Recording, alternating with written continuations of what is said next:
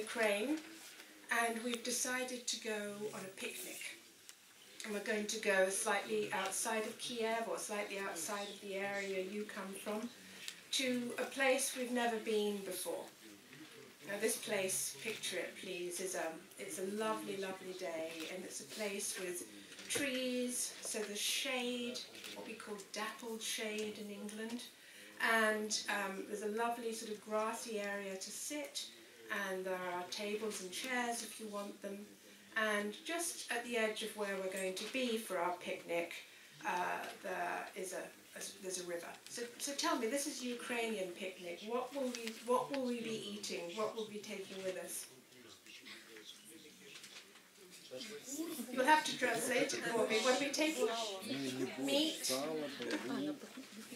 water, yes, vegetables, friends, eggs. Okay, other things that are essential for a picnic? Fruit, wine. All right.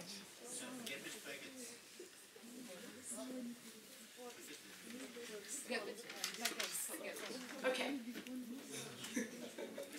All right, so it's a picnic, it's a really lovely picnic, and you've got with you friends, close friends and family, and the people that you're looking forward to spending this sunny day with. And as you're just laying down the picnic and getting ready to start to eat and to talk, one of you glances over towards the river and you notice there's a baby in the river.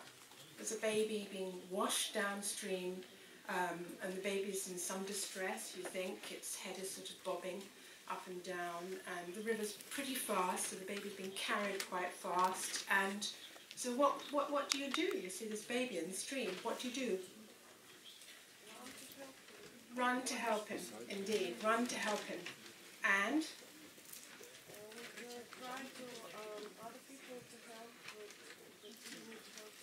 Okay, cry to other people that you need help together. And jump into the river, perhaps, and yeah, of course, yeah. Jump into the river and take the baby out. Yes.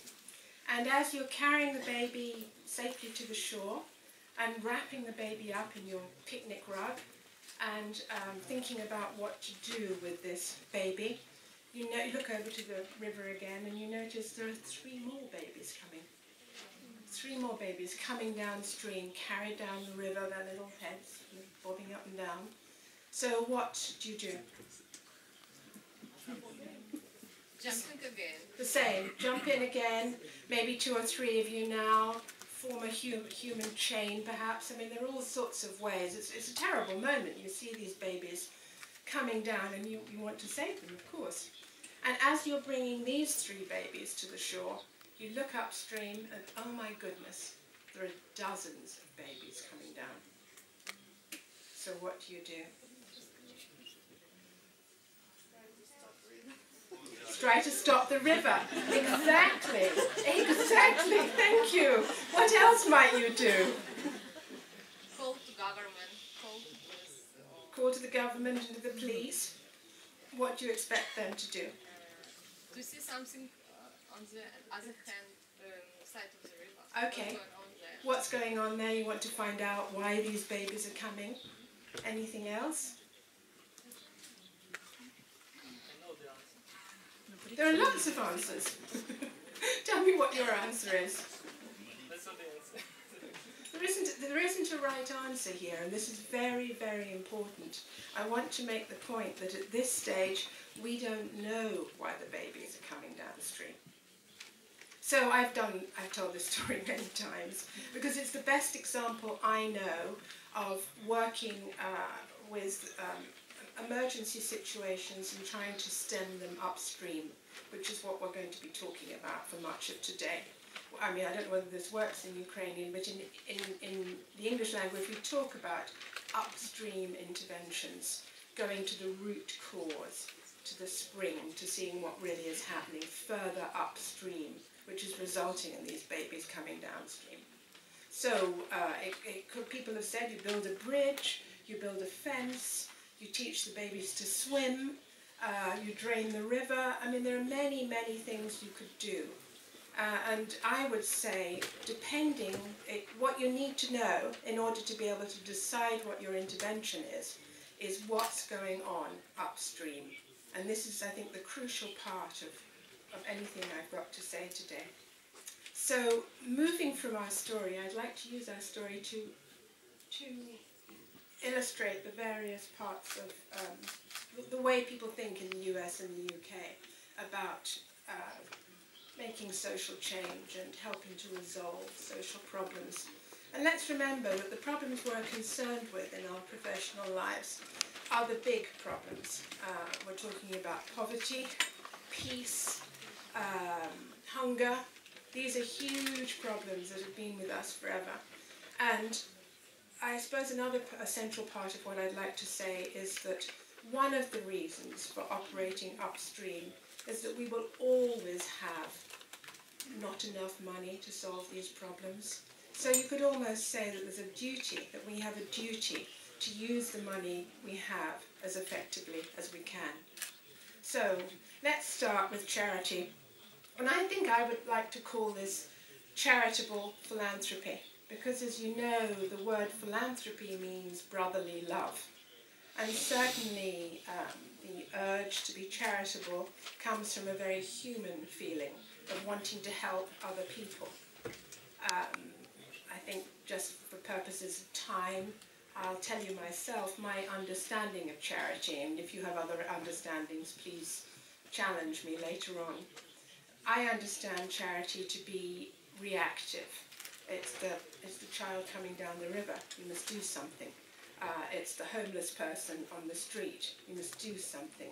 It's the tsunami or the earthquake and the people who aren't housed, and one wants to do something to help them. It's war, and one wants to help the refugees and the people who are wounded. It's a reactive, very human, and entirely worthwhile response to what you see in front of you. We always, always, always need charity. There's no doubt about it. We always want to catch that baby as it's coming downstream. But perhaps we also want to look upstream and see what we can do there. So charity is that reactive, very human, loving response that is catching the baby as it comes past. May I have the next slide, please? Strategic philanthropy. So, in contrast with charitable philanthropy, strategic philanthropy is simply using strategy. You simply think through what's going on, you analyze it, you do the research, you find out on the ground what's really happening, and then you try and approach it at the root. You try and solve it at the root. And so the responses we had to, and I had myself, to the story of the drowning babies, there's a sort of assumption that somehow the babies are falling into the river, and that perhaps we could drain the river, or we could put up a bridge with one of my solutions, or build a fence, and that if we did that, the babies wouldn't fall into the river. It's a very, very sensible response, particularly if we, or the people we're working with, are bridge builders, or engineers who know how to drain rivers. It will be very likely that that will be our first response. This is what we must do. But if we go upstream and talk to the people there about what is happening, goodness knows what it is. I mean, this is a fable, but it could be that every year at this time, the villagers throw into the river all the boys, because they only want to have girls in their families. Perhaps that's what's happening. Perhaps these children are being sacrificed so that the evil spirit that's inhabiting the village will be appeased. I mean, there are so many different things that could be going on. Maybe these babies can already swim, and this is actually a race, and they're waving their little hands because they're winning, they're at the front. And just round the corner, downstream for us, which we haven't seen, there's somebody who's going to fish them all out of the water and give a prize to the winner. And we may have intervened and spoilt the race. I mean, we really, really don't know until we go upstream and talk to the people who are protecting or not protecting the babies. And there's a really serious lesson in here. One of the things that I think we most do And the philanthropists I've worked with are very, and the social entrepreneurs actually, I mean social entrepreneurs are just as guilty of this too. To say, here's the problem, I know what the answer is, without asking the people themselves who are suffering the problem what it is that they know the answer is, because they for sure know better than we do. So strategic philanthropy is that intervention upstream, the right intervention for that problem, if you can manage it. The next slide, please. Measurement. Now, it used to be in the UK and the US that measurement was something that people did at the end of a project, and they didn't really like doing it very much. It was sort of boring. You had to measure it. Was it going to, what had happened? You needed to tell your funders that. It was useful to know, and it really wasn't something that people cared about. I should say that I love measurement. I love evaluation. And the reason for it is that you find out what happened. And goodness me, do you find out some surprising things. Measurement, in my view, has to be planned before the project. Before you even think what the project's going to be, you need to work out how you can measure it. Because if you can't measure it, I suggest you do another project. Going back to my point about there's not enough money to solve these problems, and never will be probably, you need to make sure that the money you're spending is being spent well.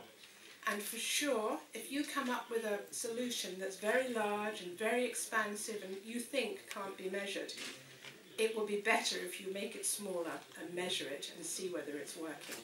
Because very, very often, the desired outcome isn't the one you get. It might be something else useful, but it's very common for it not to be what you planned for it to be. And we'll talk about that more at the end when we get on to the theory of change. The other thing about measurement is people say, oh, I can't possibly measure that. And you can. You can measure almost anything.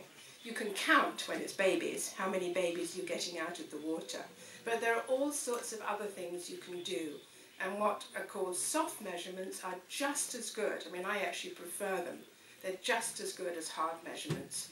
And there are all sorts of ways that have been developing for finding out how people change their emotions. For instance, you can measure the development of confidence. You can measure the development of hope.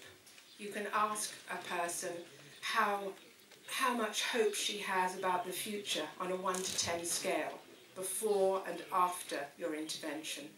You can ask her how positive she feels about the future of her children, before and after an intervention.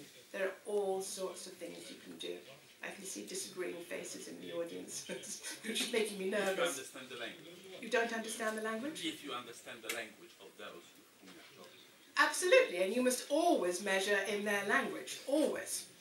Yeah, absolutely. I mean, we're talking here about learning from the people who are wishing to help. Everything must be done in... They know the solution, they know how to measure the solution. Just ask them. I'm sure it's the same here as anywhere else in the world. So measurement is very important and I think very interesting. Outcomes. Now outcomes are here really just to oppose them with impact. Thank you. Outcomes and impact are two things that happen at the end. Outcomes are the thing that happens immediately. The children are fished out of the river and saved. And impact is the effect it has long term on the community. It sounds simple, it can be a bit more complicated. You don't need to use this jargon, but this is the jargon that's used, sadly. It took me a very long time to work out the difference between outcomes and impact. And I think that many of the people who use that language don't understand it. Next one, please. Social investment. Now this is very interesting to me because I gather from the materials that some of you may work with corporations who prefer to do what they call social investment rather than charity or strategic philanthropy. I think when that happens, and I've worked with corporations like that in London, I think that when that happens, they're simply using another word, another phrase for what we would call charity or strategic philanthropy. And the reason they're doing that is because it's language that fits well with their normal everyday language. So you could well have a social investment that was building a bridge or draining the river. You could well have actually a social investment that employed teams of volunteers from their charity to go there and catch the babies. Both of those could easily be described as social investment, and that's the language, as I understand it, that corporations find easier. In my terms, and I think this is the correct usage, in my terms, social investment is investing money in the bridge building company. So you're investing in a bridge building company just as you would to get a financial return, as you would in my country, but your purpose for doing it is so that the bridge builder can build that bridge to save the babies. And that's what I think social investment is. So in the field of climate change, it might well be investing in renewables, wind farms, because you will actually get a financial return, but your reason for doing it is to help people move away from fossil fuels. Okay? What's next? Social return on investment. Now this is the way of measuring which is focused on turning the outcome and the impact into financial terms. So it's used a great deal in the UK with reference to prisoners. If you can stop a prisoner going back to prison, if you can stop an ex-offender going back to prison, we have a very, very high rate of what we call recidivism, people going back and back and back to prison. And every time we have someone in prison for a year, it costs us, the taxpayer, £85,000. If you can have an intervention that spends £10 or £10,000 or £15,000 even on each person who might go back to prison, and stop them from going back to prison, even though that's a very expensive strategic or charitable program, it's much cheaper than sending them back. So it's one way of explaining to the world about why it's important to do this work. We might think it's important because we don't believe people should be in prison for minor offences, or we see the effect it has on their families. But there's also a definite financial return. And you could do that with these babies. Every baby who drowns is not a baby who will grow up to support his or her family. And how much money is that costing the state? Okay? Yes, now we get to the theory of change. I think the theory of change has taken off and has a life of its own, actually, particularly in this part of the world. The theory of change is a very, very, very simple thing. It's simply a way of thinking about what you're doing and seeing whether it works. It's nothing more complicated than that. I had never heard of it until 15 years ago. And when it was explained to me, I thought, oh, well, yes, of course, that's what any good professional does in this field. But it's now taken on this importance, and I think it is very important in countries where you're not used to thinking about social change like this. All it is if, then, and then how do you know?